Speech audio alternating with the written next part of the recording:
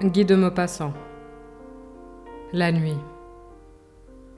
Cauchemar. J'aime la nuit avec passion.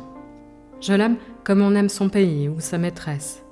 D'un amour instinctif, profond, invincible.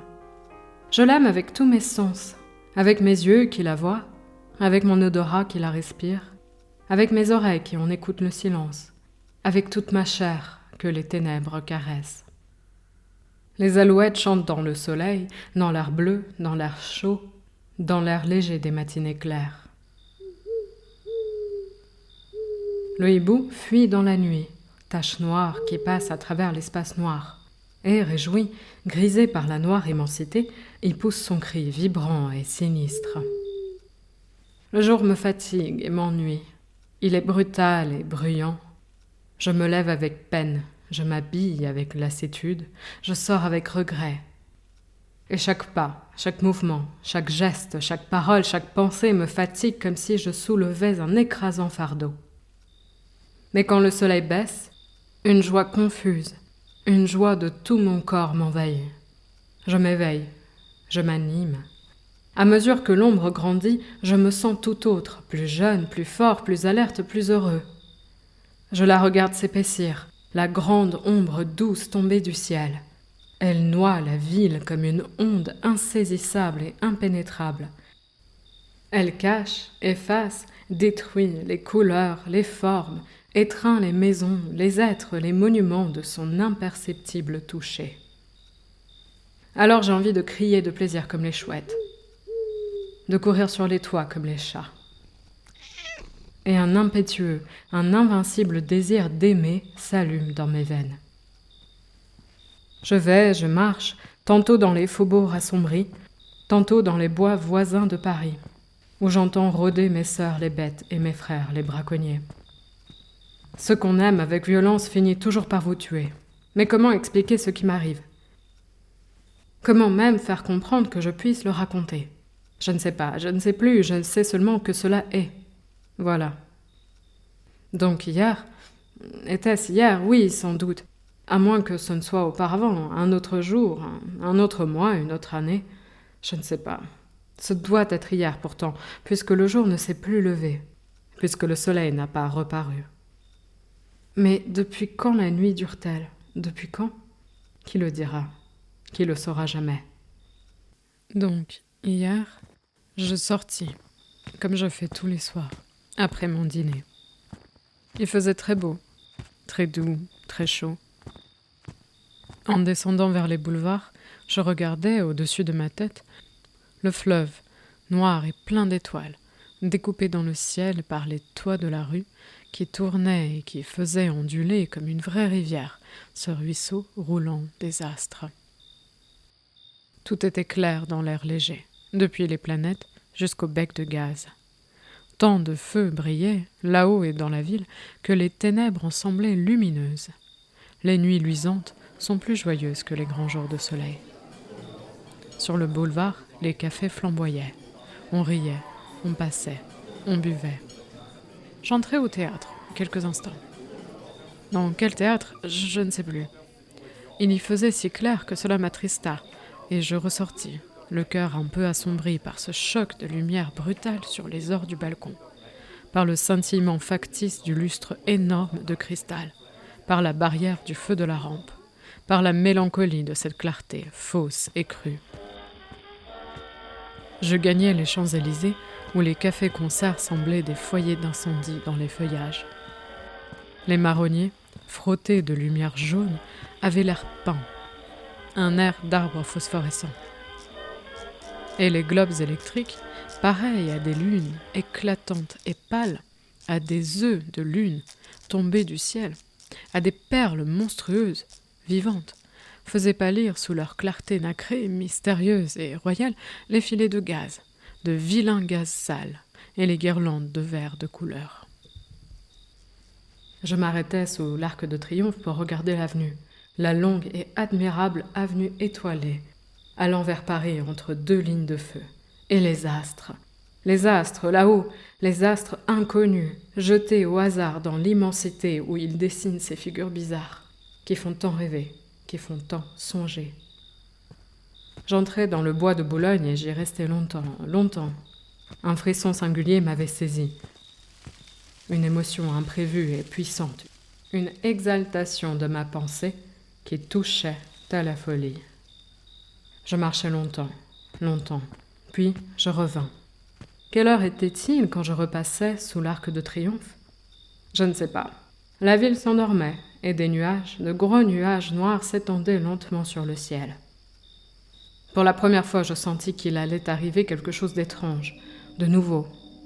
Il me sembla qu'il faisait froid, que l'air s'épaississait, que la nuit, que ma nuit bien-aimée, devenait lourde sur mon cœur. L'avenue était déserte maintenant. Seuls 2 sergents de ville se promenaient auprès de la station des fiacres. Et, sur la chaussée, à peine éclairée par les becs de gaz qui paraissaient mourants, une file de voitures de légumes allait aux halles. Elles allaient lentement, chargées de carottes, de navets et de choux.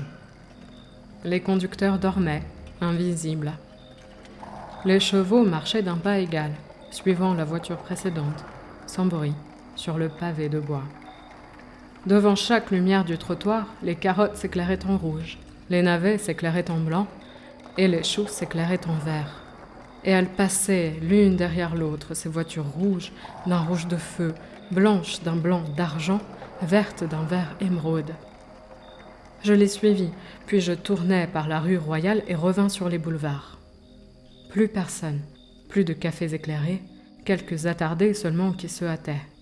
Je n'avais jamais vu Paris aussi mort, aussi désert.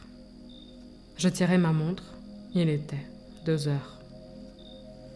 Une force me poussait, un besoin de marcher. J'allais donc jusqu'à la Bastille. Là, je m'aperçus que je n'avais jamais vu une nuit si sombre, car je ne distinguais pas même la colonne de Juillet, dont le génie d'or était perdu dans l'impénétrable obscurité. Une voûte de nuages, épaisse comme l'immensité, avait noyé les étoiles et semblait s'abaisser sur la terre pour l'anéantir. Je revins. Il n'y avait plus personne autour de moi.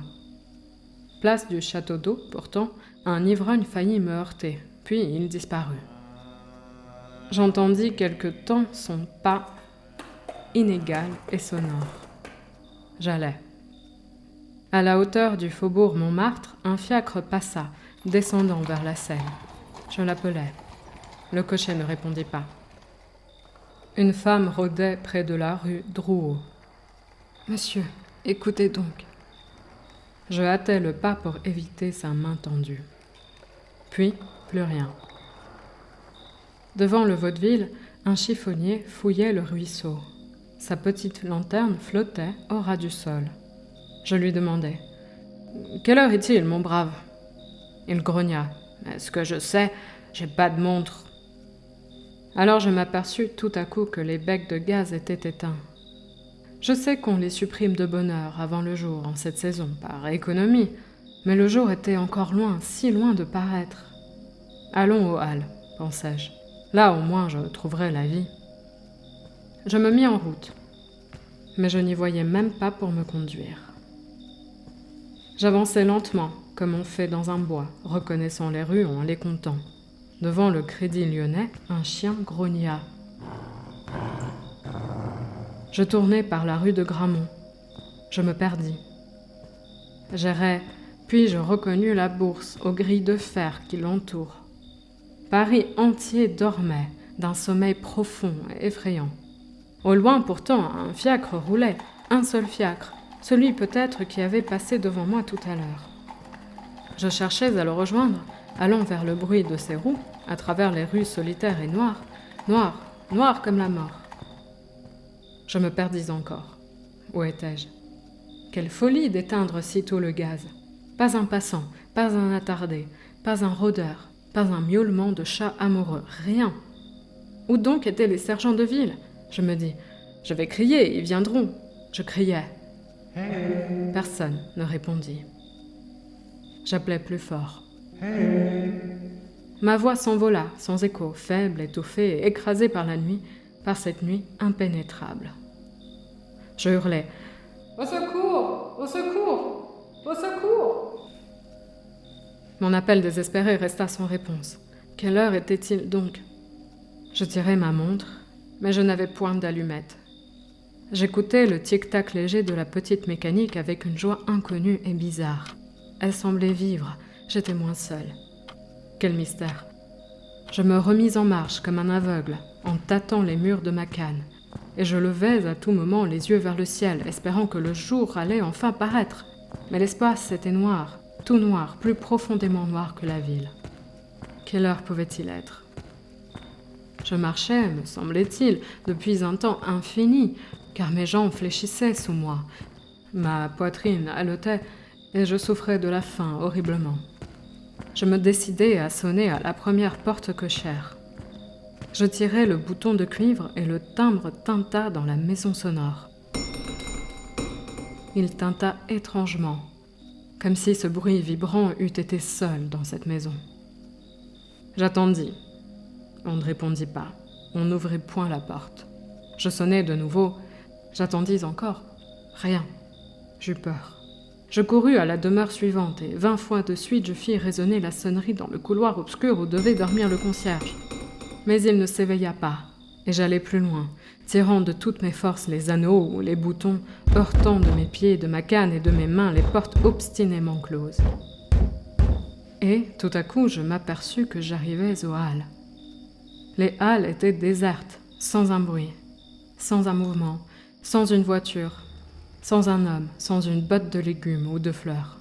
Elles étaient vides, immobiles, abandonnées, mortes. Une épouvante me saisit. Horrible. Que se passait-il? Oh mon Dieu, que se passait-il? Je repartis. Mais l'heure, qui me dirait l'heure? Aucune horloge ne sonnait dans les clochers ou dans les monuments. Je pensais, je vais ouvrir le verre de ma montre et tâter l'aiguille avec mes doigts. Je tirai ma montre, elle ne battait plus. Elle était arrêtée. Plus rien, plus rien. Plus un frisson dans la ville, pas une lueur, pas un frôlement de son dans l'air. Rien, plus rien. Plus même le roulement lointain du fiacre. Plus rien. J'étais au quai, et une fraîcheur glaciale montait de la rivière. La Seine coulait-elle encore? Je voulus savoir. Je trouvai l'escalier, je descendis. Je n'entendais pas le courant bouillonner sous les arches du pont. Des marches encore, puis du sable, de la vase, puis de l'eau. J'y trempais mon bras. Elle coulait froide, presque gelée, presque tarie, presque morte. Et je sentais bien que je n'aurais plus jamais la force de remonter, et que j'allais mourir là, moi aussi, de faim, de fatigue et de froid.